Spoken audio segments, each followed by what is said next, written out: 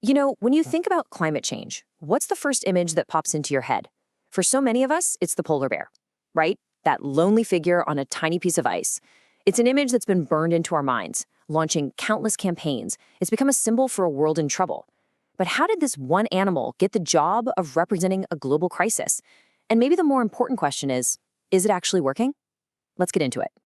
Back in 2017, this quote came from National Geographic photographer Paul Nicklin. He just filmed a starving polar bear in the Canadian Arctic, and that footage, it went everywhere. It was absolutely gut-wrenching, just heartbreaking to watch. And for millions, it felt like the ultimate proof of climate change's terrible cost. You can just feel the emotion. The people filming were in tears, and honestly, so was most of the world watching. But that image also kicked off a huge debate. Some people pointed out, look, starvation is a natural cause of death for polar bears, especially if they're old or sick. So without knowing this one bear's backstory, could we really say for sure that its fate was our fault? This one single image brings up a massive question. What are we actually looking at here? Is this just a tragic part of nature, or is it an indictment of us? To figure this out, we're going to follow the polar bear's wild journey through a culture. We'll kick things off with its role as a modern-day icon, and then we're going to hit rewind, go back 200 years to see how it went from a fearsome predator to a cuddly product. After that, we'll dive deep into the psychology of fear and see why these powerful images can totally backfire.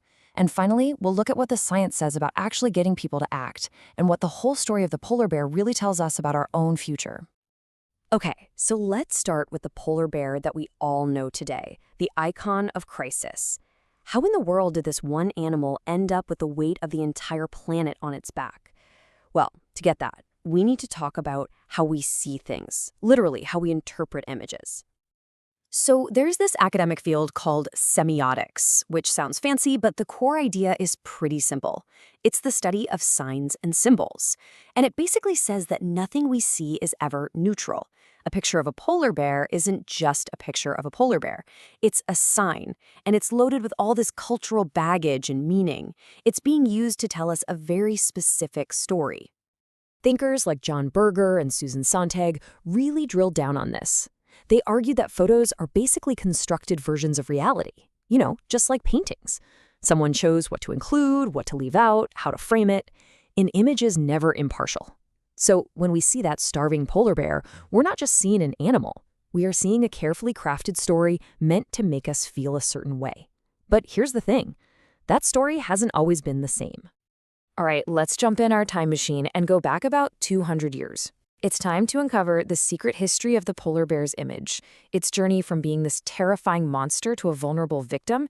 It's an amazing story that says a lot about how our own relationship with nature has changed. Way back in the 18th and 19th centuries, the cool way to think about wild nature was through this idea called the sublime. The concept was that nature at its most powerful could fill you with this incredible mix of awe, beauty, and just straight-up terror.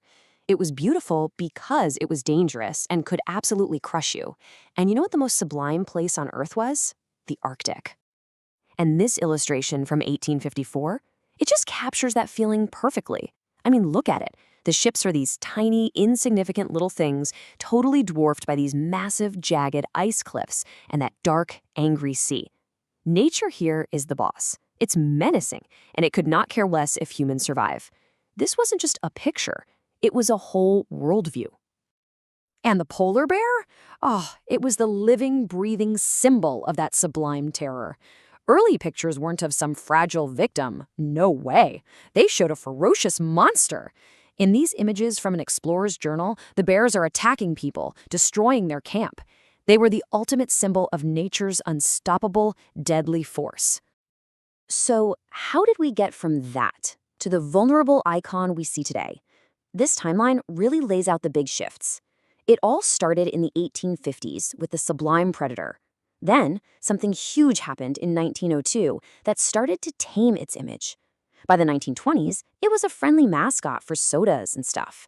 And finally, in the 2000s, it made its final big change into the climate victim. The big turning point was this moment right here. So the story goes, President Teddy Roosevelt, who was a big-time hunter, was on a trip, and his guides tied a bear to a tree for him to shoot. But Roosevelt refused. He said it was unsportsmanlike. A cartoonist drew this picture of the moment, and it just blew up. A toy maker in Brooklyn saw it, made a stuffed bear, and asked the president if he could call it a teddy bear. A legend was born. And man, you can really see the change here. It's night and day. On the left, you've got this ad from the 1860s with the bear as a giant monster. On the right, an ad from the 1920s for an electric fan, showing a cute little polar cub enjoying the breeze. The vicious predator had been totally domesticated, turned into a product. It became the friendly face for Coca-Cola, Klondike bars, you name it. So this friendly commercial bear was the main image for decades. But then, in the second half of the 20th century, things started to change again.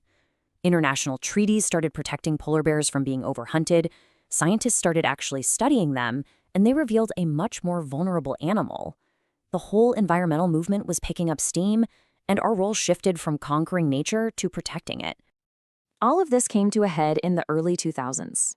As scientists were raising the alarm about melting sea ice, the polar bear, this animal we already knew and loved, was the perfect poster child for a new cause. An image like this 2006 Time magazine cover, with that giant headline, "Be worried, be very worried," just cemented the polar bear's new job title, the face of climate change. Okay, so we've tracked the polar bear's 200-year image makeover.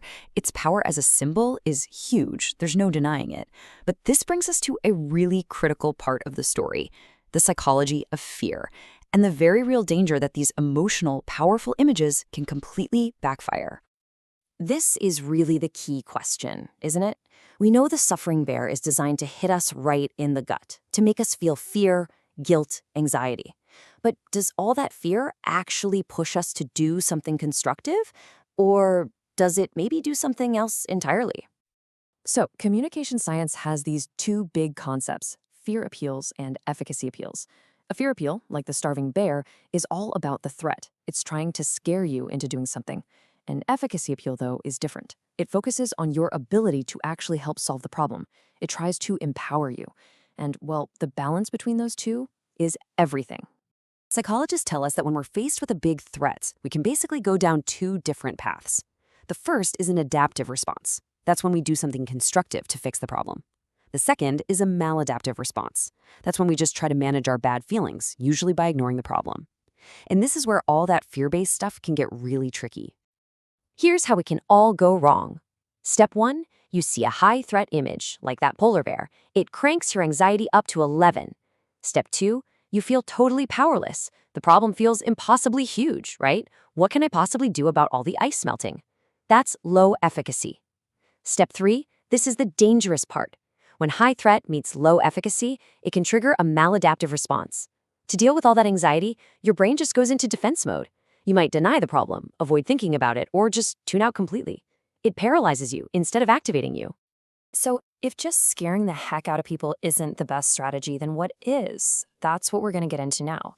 How do we actually communicate for action? How do we get people out of that state of anxiety and into a state of empowerment? The answer is all about building efficacy, and it comes in a few different flavors. You've got self-efficacy, that's your personal belief, like, I can do this. Then there's response efficacy, the belief that if I do this, it will actually work. And finally, there's collective efficacy, the belief that if we all do this together, we can solve the problem. You really need to build all three. And this isn't just theory. Researchers have created actual tools to help.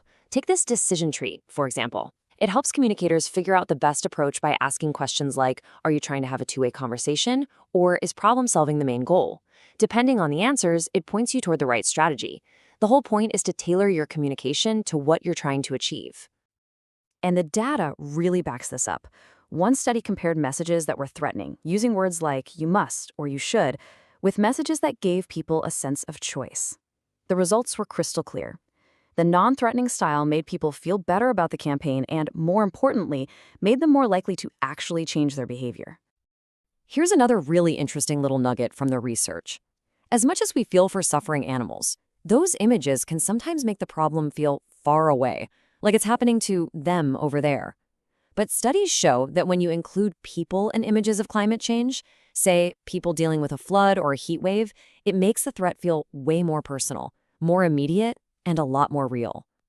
Okay, so let's tie all of this together in our last section, beyond the bear. What's the final lesson from the long, strange trip of this powerful icon?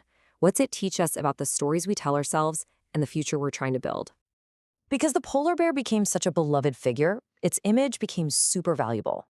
And that value can be used or misused. Just look at this ad from Philips Oil. It uses this sweet image of a mother bear and her cub to make you feel good about Arctic drilling. The caption says, "The trick is to leave everything else." It's a classic case of what people call greenwashing, using a powerful symbol of nature to distract from a really complex and controversial issue. And that brings us right back to the main point of all this. The suffering polar bear is the ultimate high-threat symbol. It's designed to shock us, to make us feel scared and urgent.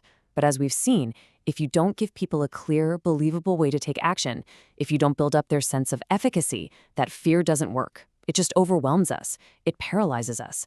And that's the exact opposite of what you want. So at the end of the day, if we want to create real, lasting change, the goal can't just be to make people more scared. It has to be about making them feel more powerful. It's about showing them the reality of the threat, yes, but pairing it with a compelling vision of a better future and making them believe that they have a real role to play in making it happen. The story of the polar bear is really a story about us. It proves that the symbols we choose don't just reflect our reality, they actively shape it. They frame how we understand the world, they guide our feelings, and they influence what we do. The bear's image has been changed again and again over 200 years to fit what we needed it to be: a monster, a friend, a victim. So the question for us right now is, what stories do we need to tell for the future? Which symbols will empower us, not paralyze us? What will we choose to see?